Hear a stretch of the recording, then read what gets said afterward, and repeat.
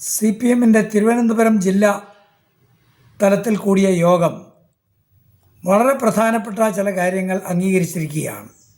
അത് സ്വർണ്ണക്കൊള്ള എന്ന ശബരിമലയിലുണ്ടായ കാര്യം വളരെയധികം പ്രതികൂലമായിട്ട് കഴിഞ്ഞ തെരഞ്ഞെടുപ്പിനെ ബാധിച്ചിരിക്കുന്നു എന്നവർ കണ്ടിരിക്കുന്നു.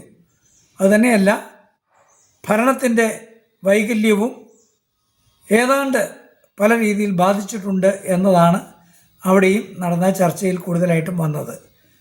ഈ തിരുവനന്തപുരം ജില്ലാ കമ്മിറ്റി ഏതായാലും ഇപ്പോഴും കേന്ദ്ര കമ്മിറ്റിയുടെ അല്ലെങ്കിൽ സംസ്ഥാന കമ്മിറ്റിയുടെ കീഴിലാണല്ലോ. സംസ്ഥാന കമ്മിറ്റി കണ്ടിരിക്കുന്നത് നേരെ തിരിച്ചാണ്. സംസ്ഥാന കമ്മിറ്റി പറയുന്നത് ശബരിമല കൊള്ളയുമായിട്ടൊരു ബന്ധവുമില്ല, അല്ലെങ്കിൽ ഭരണവുമായിട്ട് അല്ലെങ്കിൽ ഭരണവീഴ്ചയുമായിട്ട് ബന്ധമൊന്നുമില്ല, തോൽവിക്ക് കാരണം വേറെയാണ് എന്ന്. അപ്പോൾ ഇത് ഒന്ന് വ്യക്തത വരുത്തുവാനായിട്ട് കേന്ദ്ര കമ്മിറ്റി എന്ന് വേണമെങ്കിൽ പറയാവുന്ന സംസ്ഥാന തലത്തിലുള്ള CPM തയ്യാറാകുമോ എന്നാണ് ചോദിക്കാനുള്ളത്.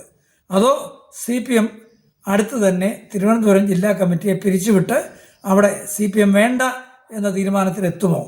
ഏതായാലും ഇപ്പോൾ തന്നെ ഇല്ലാതായിക്കൊണ്ടിരിക്കുന്ന CPM-ന് എന്തെങ്കിലും നടപടി സ്വീകരിച്ചേ പറ്റൂ.